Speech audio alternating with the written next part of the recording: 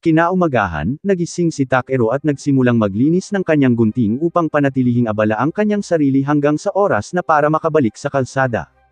Sinabi sa kanya ni Poron na maaari silang lumabas pagkatapos nilang mag-almusal, ngunit talagang may maliit na pabor si Takeru na gusto niyang hilingin. Hindi pa niya sinubukang magmaneho ng karwahe noon, kaya hiniling niya kay Poron na hayaan siyang subukan, at wala siyang nakikitang isyu dito, kaya hinayaan niya si Takeru na kumuha ng pagmamaneho. At hindi nagtagal, nakarating na sila sa nayon. Bumaba si Takeru sa karwahe, at pinasalamatan siya ni Poron sa pagbabahagi ng kanyang pagkain. Ngunit sinabi ni Takeru na siya ang dapat magpasalamat sa kanila dahil hindi niya kailangang maglakad pabalik ng mag-isa. Si Poron at ang iba pa ay nagmamaneho pagkatapos. At habang pinapanood sila ng maliit na gwardya na umalis, sinabi niya na sa wakas ay tagsibol na. Hindi alam ni Takeru kung ano ang ibig sabihin nito, kaya humingi siya ng paliwanag sa guard. At ipinaalam sa kanya na si Poron ay naghahabi para sa ikabubuhay. Siya ay madalas na naglalakbay sa mas maiinit na mga rehiyon para sa trabaho, at ang paglalakbay ay palaging mahirap para sa kanya at sa kanyang pamilya. Hindi makapangaso, naiwan sila para mabuhay sa kakaunting rasyon. Ipinaliwanag nito kung bakit tuwang-tuwa siyang matikman ang pagkain ni Takeru. At sa pagkaalam kung gaano kalala si Poron, napagtanto ni Takeru kung gaano siya kaswerte sa pagkakaroon ng kakayahan na nagbibigay daan sa kanya na mangalap ng mga materyales. Ilang sandali pa, bumalik si Takeru sa tindahan ni Gerham upang ihatid ang mga materyales na hiniling sa kanya na tipunin at may kaunting pagsubok. Ipinasok ni Takeru ang isang magic mithril ore na nakuha niya mula sa lungga ng dragon kasama ang regular na mithril upang makita kung si Gerham ang uri ng taong manloloko sa kanya. Si Gerham ay gumugol ng mahabang panahon sa pagsusuri sa mga bato at sa kalaunan ay dumating siya sa conclusion na ang isang ito sa partikular ay dapat na isang piraso ng magic mithril ore. Sinabi niya kay Takeru na ang ilan sa mga ito ay naglalaman ng sapat na mahika upang palitan ang karamihan sa mga mahiwagang bato sa kaharian. At nagulat si Takeru kahit alam na niya yon. Sinabi sa kanya ni Gerham na kamangha-mangha na nakahanap siya ng isang bagay na ganito kahalaga, ngunit sinubukan ni Takeru na bawasan ang tagumpay at sinabing nakita niya lang ito sa kanyang paglalakbay. Kahit na sinasabi ni Takeru na natagpuan niya itong nakalatag sa kanyang mga paa, sinabi ni Gerham na kailangan pa rin ng malaking kasanayan upang mahanap ang mga bagay na tulad nito. Kaya't sinabi niya kay Takeru na mas mabuting magtungo siya sa lungsod ng Belsim. Ito ay mas malaki kaysa sa nayon na ito. At hanggat hindi gusto ni Gerham ang ideya na hayaang umalis ang talento tulad ni Takeru, makakahanap siya ng mas malaking iba't ibang mga bagay na bibilhin at ibebenta kumpara sa kung ano ang makukuha niya dito. Hinihiling lang niya na kapag si Takeru ay gumawa ng pangalan para sa kanyang sarili, magpadala siya ng ilang dagdag na customer sa paraan ni Gerham. Hindi talaga nilayo ni Takeru na maging sikat o anupaman, ngunit ang ideya ng pagtungo sa malaking lungsod ay nakakaintriga sa kanya. Kaya, nagpasya siyang basahin ang tungkol dito sa sandaling makabalik siya sa inn. Doon niya nalaman na ang Belsim ay may Adventurers Guild na hinihiling ng mga broker sa buong bansa. Ang mga adventurer mismo ay nahahati sa combat, suporta, at iba't ibang mga tungkulin. At dahil nasa ibang mundo si Takeru, gusto niyang subukang makipagsapalaran at maglakbay sa mundo sandali. Nagpasya siya na sasali siya sa guild sa Belsim. Pero bago iyon, may mga kailangan pa siyang gawin sa Tormi. Tumungo siya sa bayan at unang humanap ng magpoproseso ng lahat ng halimaw na nahuli niya. At habang hinihintay niyang magawa iyon, siya ay nagpapalipas ng gabi sa pakikisalo sa mga taga-nayon at sa isang handaan. Kinaumagahan, bumalik si Takeru sa butcher. At ngayong naproseso na ang lahat ng bahagi ng halimaw, mayroon na siyang sapat na stock ng pagkain at pampalasa para tumagal sa tagal ng kanyang paglalakbay. Sinabi sa kanya ng babae na magiging malungkot ito sa paligid kung wala si Takeru. At marami sa iba pang mga taga-nayon ang nagsasabi na gusto nilang manatili din siya ng kaunti pa. Sinabi ni Takeru na mamimiss din niya ang lugar na ito, ngunit maraming mga kapanapanabik na lugar doon na mapupuntahan niya at mga bagong tao na makikilala niya kaya hindi siya maaaring manirahan dito. Naiintindihan naman ng babae, kaya hindi na raw niya ipipilit pa ang bagay na yon. Pero bago umalis si Takeru, gusto niyang bigyan siya ng extra. Inabot niya sa kanya ang isang bag at sinabing nag-impake siya ng isang pananghalian sa paglalakbay. Sa totoo lang, nag-impake siya ng isang toneladang pananghalian sa paglalakbay, kaya mukhang hindi na kailangang mag-alala ni Takeru tungkol sa pagkain ng ilang sandali. Pagkatapos nito, bumalik siya sa kanyang silid, at ang tanging magagawa na lang ay alamin kung ano ang gamit o para saan ang magic mithril. Sinabi sa kanya ni Gerham na hindi niya kayang bilhin ito, kaya walang ideya si Takeru kung ano ang dapat niyang gawin dito ngayon. Napakahalaga para sa kanya na itapon na lang, ngunit dahil di umano ay may 1 toneladang mahiwagang enerhiya sa loob nito, iniisip ni Takeru kung magagamit niya ito upang lumikha ng isang bagay na kapaki-pakinabang para sa mga taga-nayon dahil naging napakabuti nila sa kanya. Sa sandaling iyon, napansin niya ang kanyang lampara sa mesa, at nagbibigay ito sa kanya ng ideya. Kaya, kinuha niya ang mahiwagang bato at sinubukang pagsamahin ito sa parol.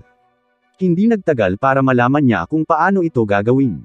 At pagkatapos ng isang malaking flash, isang magic item ang nalikha.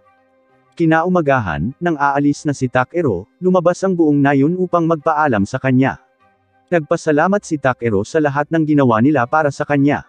At bilang kanyang paraan ng pagpapakita ng kanyang pagpapahalaga, ginawa niya ito para sa kanila. Sinasabi niya sa lahat na isa itong magic item na gagawa ng barrier sa paligid ng nayon upang maiwasan ang sinumang tao na may malisyosong layunin. At habang lahat sila ay nagpapasalamat sa kanyang kabaitan, iniisip nila kung okay lang ba sa kanila na kumuha ng isang bagay na napakahalaga. Sinabi sa kanila ni Takeru na ayos lang dahil ito ang pinakamaliit na magagawa niya para mabayaran sila. Dagdag pa, gusto niyang tiyakin na ang nayon ay nasa maayos pa rin kung sakaling bumalik siya upang bisitahin. Medyo curious si Gerham kung ano ang nagpapagana sa device. Kaya, tinitingnan niya ang loob at sigurado, nakita niya ang mahiwagang bato, na nagkakahalaga ng isang maliit na kapalaran. Sasabihin na niya na hindi talaga sila tatanggap ng regalo na napakamahal, pero tumakbo na si Takeru palabas ng gate habang nagsasalita siya, kaya wala na siyang paraan para maibalik iyon ngayon. Habang naglalakad si Takeru papunta sa Belsem, naglalaan siya ng ilang sandali upang tamasahin ang mapayapang tanawin. Gayunpaman, ang piraso na iyon ay hindi nagtatagal dahil sa lalong madaling panahon ay nakatagpo siya ng isang random na higanting alimango sa gitna ng kalsada. Matapos mawala ang unang pagkabigla, tiningnan ni Takeru ang stat ng alimango at ang lahat ay medyo hindi kapansin-pansin. Ngunit sa sandaling makita ni Takeru na nakakain ng alimango, nagpasya siya na sila ni B ay magkakaroon ng seafood para sa hapunan ngayon. Nagcast si Takeru ng enhancement magic sa kanyang sarili bilang paghahanda sa laban. Bago pa niya magawa ang anumang bagay, biglang lumipad si B at tinamaan ang alimango gamit ang isang sonic scream na nagpapabagsak dito. Hanga si Takeru dahil wala siyang ideya na magagawa ni B ang ganoong bagay. Pero hindi pa tapos ang laban dahil 2 pang talangka ang biglang sumulpot. Iniisip ni Takeru na ligtas siya sa gitna ng kalsada dahil ang mga alimango ay nakakagalaw lamang patagilid. Ngunit siya ay kakilakilabot na mali dahil ang mga alimango na ito ay nakaka-move forward ng napakabilis. Pinalibutan siya ng 2, kaya't si Takeru ay malapit ng madudurog, ngunit bago magsilapit ang mga alimango, hinaila ni B si Takeru sa hangin, na naging dahilan upang sila ay magbanggaan sa isa't isa. Si Takeru ay nagpasalamat sa kanyang mabilis na pag-iisip. Ngunit hindi pa rin tapos ang laban dahil nagkamalay lang ang unang alimango at pagkatapos ay walang isip na sumusugod kay Takeru. Kaya tinawag niya ang kanyang staff at hinampas ang alimango sa hangin, sa wakas ay pinatay ito. Ngayong natalo na ang lahat ng alimango, oras na para simulan ni Takeru ang paghahanda sa kanila. Kaya una, gumamit siya ng hardening sa kanyang braso para gawing makeshift knife. At pagkatapos ay magtrabaho siya na putulin ang lahat ng mga kuko at binti. Pagkalipas ng ilang minuto, inihanda na niya ang lahat ng mga paa para sa pagkulo. Kaya't inilabas niya ang isang higanting palayok at inilagay ang lahat ng ito. Gayunpaman, huwag itanong kung saan niya nakuha ang higanting palayok. Nagdagdag siya ng tubig at isang bangkos ng asin. At pagkatapos kumukulo ng ilang oras, handa na ang karne ng alimango. Kaya siya at si B ay nagpipiesta. Pareho silang gustong-gusto ang lasa ng karne ng alimango. Kaya mula ngayon, plano ni Takeru na bumaba at kumain ng maraming halimaw hanggat maaari upang masubukan niya ang lahat ng uri ng masasarap na pagkain. Pagkalipas ng ilang araw, dumating sina Takeru at B sa mga tarangkahan ng lungsod ng Belsem, at namangha siya sa kahangahangang mga pader ng kuta. Napansin niyang may mahabang pila sa gate kung saan ginagawa ang mga inspection. Kaya, lumakad siya upang sumali sa pila, ngunit bago ito makarating sa kanyang turn, nagpasya siyang itago ang kanyang magic bag dahil masama kung malaman ng mga gwardya na mayroon siyang walang katapusang storage. Nang turn na ni Takeru, pinapasok siya sa isang hiwalay na kwarto para makipagkita sa mga guard. At habang dinadaanan ng isa ang kanyang mga gamit, tinanong siya ng isa kung ano ang negosyo niya sa Belsim. Ipinaliwanag ni Takeru na pumunta siya rito dahil interesado siyang mag-sign up sa Adventurers Guild, at nauunawaan ng lalaking guard kung bakit dahil ang Belsim ang may pinakamalaking guild sa kontinente. Hindi niya iniisip na si Takeru ay kainahinala, ngunit kailangan pa rin niyang gawin ang kanyang trabaho. Kaya sinabi niya sa kanya na susuriin niya siya gamit ang Avarice. Hindi pa narinig ni Takeru ang tungkol sa Avarice na ito. Kaya tinanong niya ang gwardya kung ano ang ginagawa nito at ipinaliwanag niya na ito ay karaniwang hinahayaan silang suriin kung ang isang tao ay kainahinala o hindi. Walang pakialam si Takeru kahit ito man o isang full cavity search. Kaya ginagamit ng guard ang device para i-scan siya at pagkaraan ng ilang segundo ay sinabi niyang walang kakaiba. Medyo curious si Takeru sa nakita ng guard. Kaya ginagamit niya ang kanyang kakayahan upang i-scan ang magic device at nakita niya ang stat window na nagtulak sa guard. Ito ay karaniwang sinasabi lamang na maaaring gumamit si Takeru ng magic at siya ay hinalinhan na ang laundry list ng mga kakayahan na ibinigay sa kanya ng Diyos ay hindi lumalabas sa mga normal na pag-scan. Sinabi sa kanya ng mga gwardya na handa na siyang umalis, ngunit mayroon pa siyang isa pang tanong bago umalis si Takeru. Ito ay hindi isang malaking deal, ngunit siya ay nagtataka kung bakit si Takeru ay may basbas ng mga dragon sa kanyang stat screen. Ipinaliwanag ni Takeru na marahil ay dahil sa kanyang alaga. Kaya, sinabihan niya si B na lumabas, at ang parehong mga gwardya ay hanga sa kung gaano siya ka-cute. Walang mga panuntunan laban sa pagkakaroon ng mga alagang dragon dito, kaya pinapayagan si Takeru na isama si B. Ngunit sinabi sa kanya ng gwardya na kailangan niyang maglagay ng isang uri ng tag kay B bilang patunay ng pagmamay-ari kung sakaling may mangyari sa lungsod. Hindi sigurado si Takeru kung ano ang gagamitin dahil hindi siya nagdala ng collar. Pero naalala niya na binigyan siya ng mga anak ni Poron ng Lucky Charm ilang araw na ang nakakaraan. Kaya't kinuha niya ito sa kanyang bag at dinausda sa buntot ni B. Ang sabi ng guard ay sapat na yon. Kaya ngayon ang natitira ay magsampa ng ulat na nagsasabi sa alkalde na may pumasok na dragon sa lungsod. Ngunit hindi kailangang mag-alala ni Takeru tungkol doon. Ibinalik nila ang kanyang bag at sinabi sa kanya na kung gusto niyang makapunta sa Adventurers Guild, makakarating siya doon sa pamamagitan ng pagdiretso sa pangunahing kalsada. Habang ginagawa ni Takeru ang kanyang mga unang hakbang sa lungsod, ito ay mas kamangha-mangha kaysa sa naisip niya. Sa sandaling iyon, itinuro ni B ang isang malaking gusali sa dulo ng kalye, at iyon ay dapat na Adventurers Guild. Kaya naman, pumasok siya sa loob at inilibot ang tingin sa paligid. Pagkalipas ng ilang sandali, isang babaeng nagngangalang Europa ang lumapit kay Takeru, at tinanggap niya ito sa Adventurers Guild. Lagi silang masaya na makakuha ng mga bagong pagpaparehistro. Kaya, dinala niya siya sa reception desk kung saan ipinakilala si Takeru sa receptionist na si Ariana. Hinihiling niya sa kanya na punan ang kanyang pangalan at kasalukuyang trabaho sa form. At iyon ay medyo simple. Ngunit ngayon na iniisip ito ni Takeru, hindi niya alam kung bakit naiintindihan niya ang wika ng mundong ito. Matapos punan ang form, tinanong ni Ariana si Takeru kung mayroon siyang anumang karanasan sa pakikipaglaban. At ipinaalam sa kanya ni Takeru na nagbabagsak siya ng isang griffin, isang grupo ng mga lobo, at isang pares ng mga alimango.